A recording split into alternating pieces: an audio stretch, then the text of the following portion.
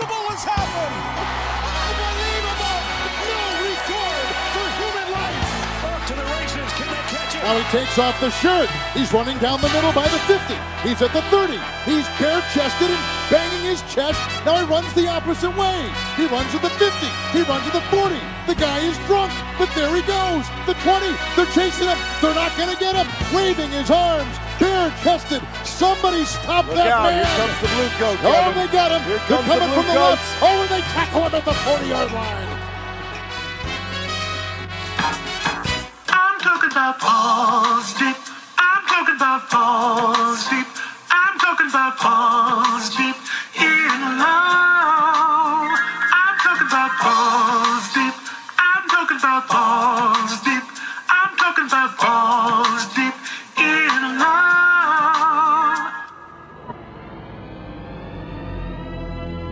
And now for our feature presentation.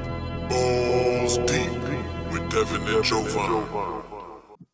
What's going on, guys?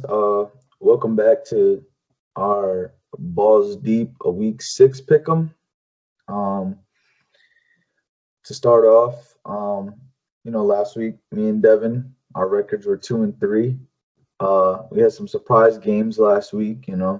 Some games that kind of shocked us with the Raiders getting the dub against the Chiefs was one of them.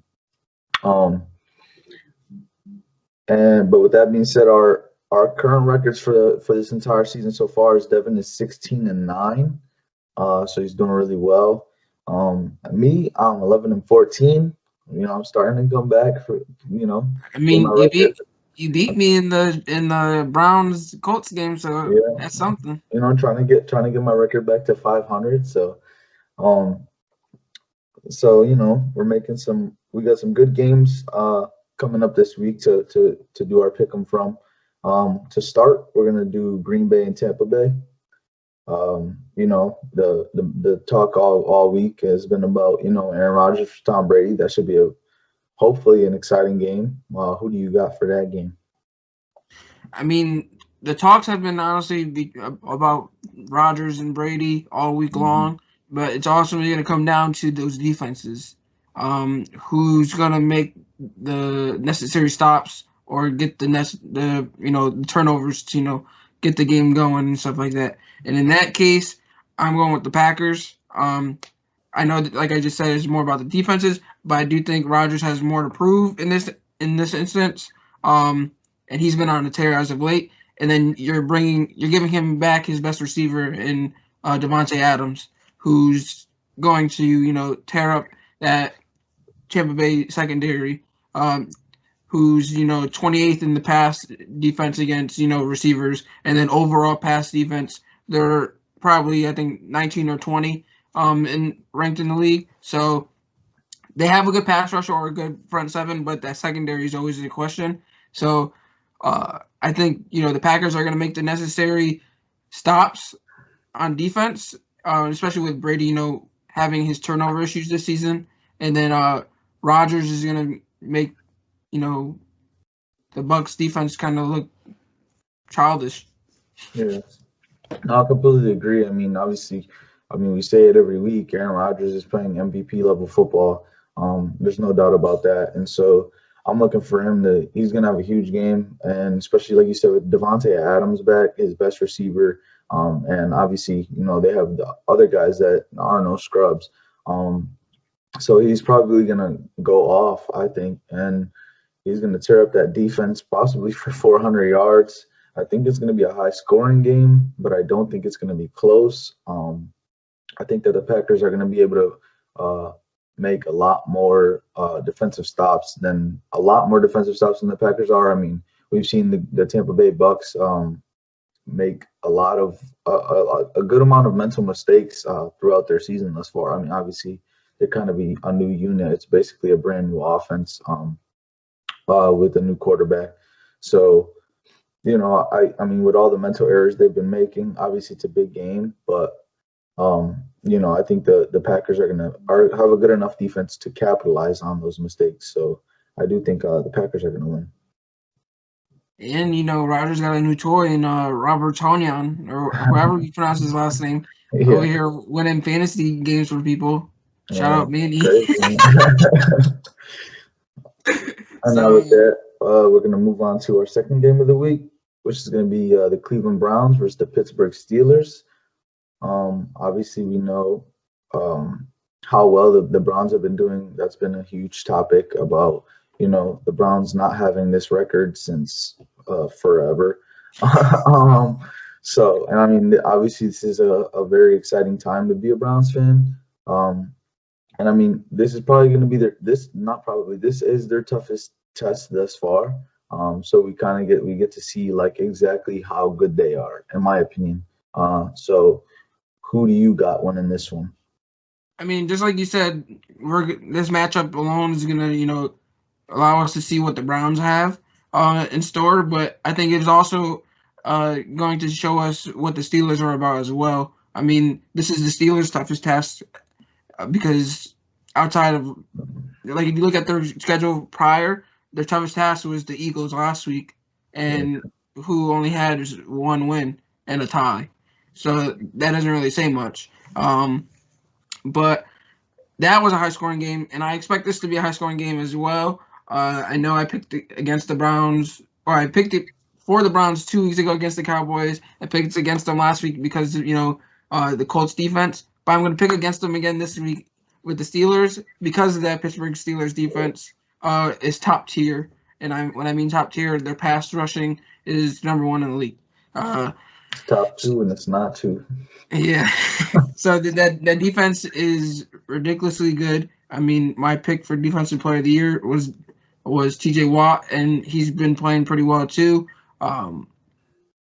And lastly, the Browns have been dealing with injuries, and not necessarily injuries, but you could say illnesses as well. I know Baker, Jarvis, and Odell coming into this week were questionable, but they're going to play. But it's a matter of, are they 100%? So if you're not 100% going up against the Steelers defense, I don't expect you to come out with the win. But the X factor to me would be Kareem Hunt. Will he be able to break through against that Steelers front? Because if he is, or if he can, the Steelers got a problem on their hands. Yeah. I think that the Browns will surprise us this week. I think they'll be able to play a really close game against the Steelers, but ultimately, it's like you said, it's that defense. I mean, they have the best defense in the league. And I know like you said last week, it's gonna be tough for them to get it going against a good Colts defense. But this Steelers defense is on a totally different level. So I'm looking at the Steelers winning this game. I think that the Browns will be able to keep it close because I do think that their offense will be able to get some things rolling. They've been very impressive. They've been very creative with their game planning as of late, recently in their play style and what they've been doing offensively, using Jarvis and Odell to use like special packages and stuff to throw the ball with Jarvis and I mean, we've obviously seen Odell do that in New York as well and on Cleveland. So, I mean, look for them to be very creative, especially like you said, if they can't get Kareem Hunt going, they're probably going to have to rely a lot more heavily on doing things like that. So I do think they'll be able to keep it a little close, but ultimately the Steelers defense would just be too much. Yeah, shout out Kevin Stefanski. I mean, he's doing something with that offense that Freddie Kitchens couldn't last year. And I mean, he could have had the job last year if they decided to go with him because it came down to him and Kitchens. But he's proving why he's the right coach this season. I mean, I didn't give him that much credit in my breakdown, but hey, he's doing what he's got to do, and he's getting the job done. With that, we're going to move on to our third and final key matchup before we get into our lock and upset for the week, and that's the Chiefs versus the Bills. We just seen the Bills get completely ran over, literally, with Derrick Henry's stiff arm on Josh Norman, but they got demolished, and no one seen that coming. I mean, I expected a good game, but I didn't expect a blowout. So who do you have with the Bills going up against the Chiefs? I mean, the Chiefs are coming off a loss as well. Yeah. This game feels like, I mean, obviously if you hear this game, usually you're like, oh, jump on the Chiefs immediately. But it's been so hard to kind of judge exactly where the Chiefs are. I mean, um, they've struggled a lot more often than we've seen this year. They lost last week against the Raiders, which was a huge surprise pick. I've said on record that I thought they were a better team than anybody really gave them credit. I didn't think they were that good. I did give them the win against the Pats. That they ended up getting blown out in. I didn't see any way that they were going to come in and beat this Chiefs team, and yet they did. So it's kind of hard to judge where exactly the Chiefs are from week to week. And the Bills, obviously, going up against a good Titans defense, they weren't really able to get the ball rolling as well on offense. We saw them kind of slow down, MVP play of Josh Allen. So it was tough for me thinking who I should pick for this game, because I do think that the Chiefs don't have that type of offense defense, I should say, sorry, to stop Josh Allen and the Titan or the Bills offense the way the Titans were. But also I can't really see the Chiefs losing 2 in a row. I think this is where they fix those errors that they had from last week. And they get it going again and kind of get the ball rolling for another few weeks, and hopefully, don't have any hiccups this time and lose to teams that they probably shouldn't be losing to. But I just don't see the Chiefs, the talented team like the Chiefs, losing 2 games in a row, and that really is what it ultimately comes down to. I do think the Bills have a good defense, but I don't think it's going to be good enough to stop that high-powered offense of the Chiefs. Yeah, this was a tough matchup for me as well. I was leaning towards the Bills, just because their offense has looked spectacular this season, outside of last week, obviously. But I blame last week's loss more on their defense, just because they couldn't stop anything. Yeah. But they were also missing their best defensive player in Tre'Davious White, who I believe is playing this week. I know he's questionable, but I'm going to assume that he's playing, which he'll make a big difference, especially in the pass defense, because last week, Derrick Henry did Derrick Henry things. Everyone expected that, but Ryan Tannehill looked amazing. It's kind of hard to, take that away from him. But I think if Tre'Davious White was there, he would have made at least some sort of difference. I'm not saying that they would have won, but he would have made some sort of difference. And he's more than capable of taking away the number 1. So yeah, and I think that matchup with him and Tyreek Hill is going to be very interesting.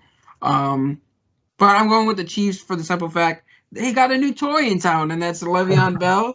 I'm pretty sure he's probably going to play at a limited capacity, or they're going to limit his snaps, being that it's his first week on the job. But it's kind of hard not to, succeed in that offense, especially with so many weapons. So with another offensive weapon that they would have to stop, and they don't really have a game plan for him because they don't know how they're going to utilize him, I'm going to give it to the Chiefs. And like you said, it's hard to see them lose 2 weeks in a row. I think Patrick Mahomes is going to bounce back, because last week they were winning like 17-0 and then lost the lead and lost the game. So yeah. I'm assuming with him being a former MVP and former Super Bowl MVP, and with Andy Reid in his ear, they're going to, bounce back this week and get the victory. All right, now to move on, we're going to go to our lock and our upset and our lock, which is where we pick a team that, shouldn't be winning this week, and is the underdog, but we think has the best chance to pull off the upset this week, and a lock, which is a team that we think has, is almost guaranteed, in our opinion, to get the win. With that being said, who is your upset pick for this week? It's a good thing that you asked.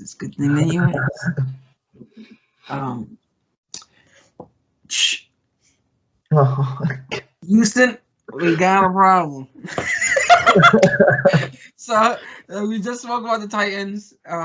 I'm not a big believer in the Titans. I mean, they impressed me last week. They showed me, what they're capable of. But I'm picking the Houston Texans over the Tennessee Titans for a few reasons. So last 4 times that they played in Tennessee, Houston has came out on top in those bouts. And Watson has played 4 games against the Titans in his career and has recorded multiple touchdown passes in every single one of them. So I'm expecting a big game from him.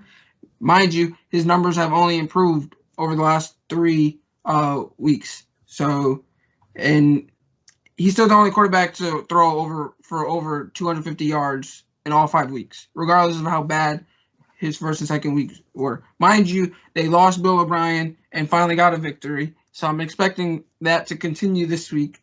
And they're going to come out on top and get a victory. I'm expecting Derrick Henry to do Derrick Henry things, but I'm not expecting Ryan Tannehill to do the same thing he did last week.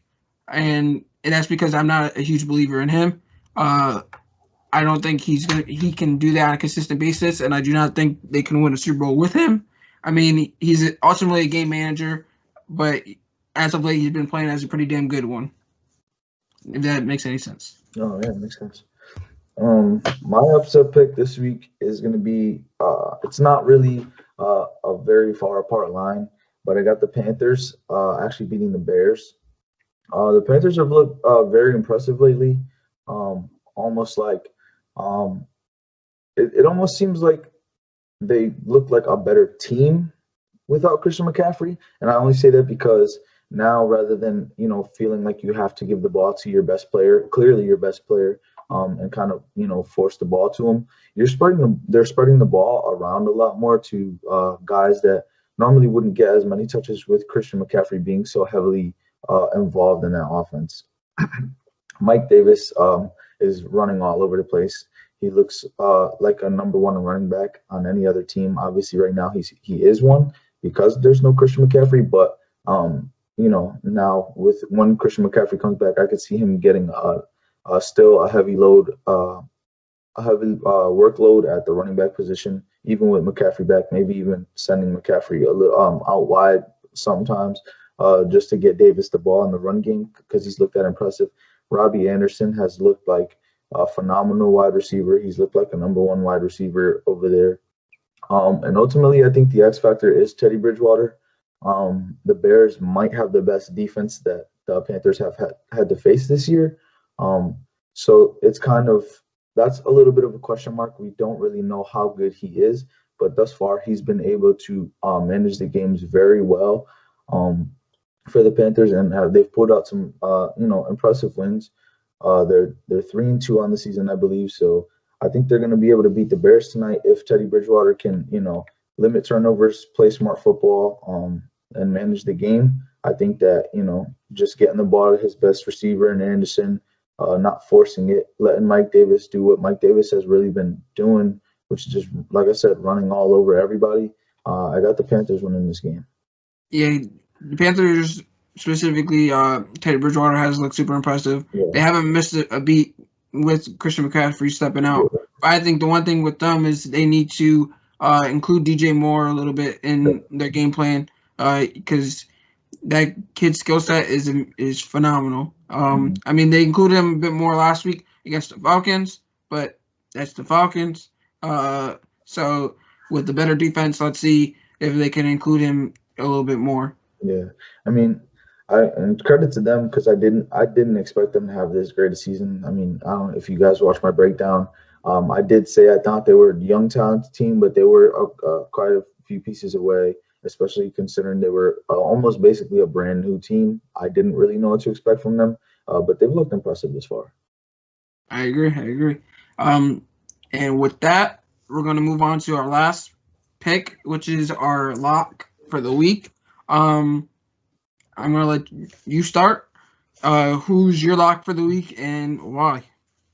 This one almost seems too easy, but at the same time, I wouldn't be surprised if it wasn't. Because this team that I'm picking against, which is the Colts Bengals, because I got the Colts as my lock. The Bengals have looked impressive this far. Joe Burrow's looked like obviously he's very young. He's not having crazy numbers, but he's showing that he, in the future, is very possible of leading that team to some very, promising places, especially if they put some people around them. But the Colts, it's going to be tough for them to get anything going with that Colts defense. Obviously, the Colts are the better team, the more veteran team. So I think this is honestly going to be a very easy win for them. But like I said, don't be surprised if the Bengals make it tough and the Bengals make it close, especially because, we know AJ Green is not happy over there. So maybe the Bengals try getting him going a little bit more, involving him more in the game plan. And, we see some surprise things. Maybe AJ Green and Joe Burrow take over. But that Colts defense is really good. And like I said, they're the veteran team. They got Phillip Rivers leading them right now, who isn't all that impressive. But but I think ultimately he's going to need to make a lot of mistakes on offense for them to lose that game. It's more than possible. Yeah, with their defense, I agree. But with that defense on the other side of the ball, opposite him, it's going to be kind of tough for Phillip Rivers to throw away that game. I'm kind of surprised with that pick just because I think, the Bengals are capable of, making this upset. Especially, yeah. And the main reason why is because of Phillip Rivers, because he's been playing atrocious. Yeah. Like, the defense is keeping him in the games, but he's literally trying to throw the game every chance he gets. But as for AJ Green, I don't know what's up with him. I mean, he obviously, no one expected him to be his old self, but they wanted or expected him to be as close as possible to his old self, and he's getting the targets that a number one receiver should get, but he's just not capitalizing on it. I don't know what it is, but I don't expect a big game from him this week either against that Colts defense. I expect, the Bengals were to come out on top to utilize their other weapons on offense, whether that be Mixon, T. Higgins, Tyler Boyd, anyone but AJ Green. I expect to have a big game, but I do expect AJ Green to get traded at the deadline. I don't know to who, maybe the Patriots. We shall see. But with that, I'm going to lead into my lock, which is the Patriots this week, who, is going up against the Broncos. The Broncos should be getting back Drew Lock this week, just as, the Patriots should be getting Cam Newton and Stephon Gilmore back this week due to COVID. But, Lock was dealing with the injury, not COVID. But the thing is, the Broncos are going to be missing Melvin Gordon, and who's the top rusher on the season, and Noah Fant, who seems to, have a good connection with Drew Lock. He hasn't really had big games, with the backup coming in. But when Drew Lock was playing, Fant was having some big weeks. And with his basically number one weapon out, it's literally Jerry Jeudy or bust. Because I believe KJ Hamler's out too. And Cortland Sutton's, already out for season. So with a depleted Broncos offense, I don't expect them to succeed against a Bill Belichick-led defense. And with Cam Newton coming out, missing a game, he's rejuvenated. He's, excited to play some football. And you could say that the Broncos defense is depleted too, just because with all the injuries that they've dealt with. So I'm going to go with the Patriots. It's an easy pick, I know, but after last week, I got to take as many wins as I possibly can. So I'm going to go with the Patriots, and hopefully Cam Newton doesn't fail me. We need, Superman Cam to come out on top. Yeah. Well, that concludes our Week 6 Pick'em. Thank you guys for tuning in, watching, listening, wherever you are watching and listening from. We always appreciate it, as always. Devin, if you have anything to say. Yeah, just go watch episode 24. We literally just recorded it and should be dropping around the same time we drop this.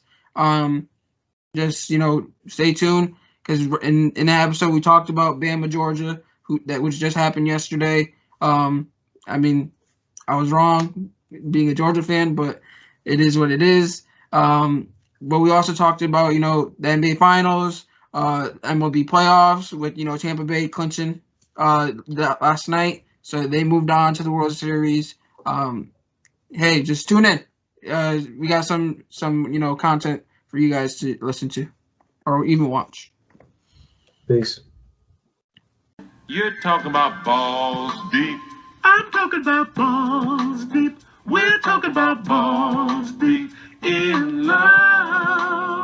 I'm talking about balls deep. My boy's talking about balls deep. We're talking about balls deep in love. Yo, what's up, everybody? King Triple C here, the Olympic champ, the flyweight champ, and the bantamweight champion of the world. In other words, the GOAT, the greatest of all time. Man, that's right.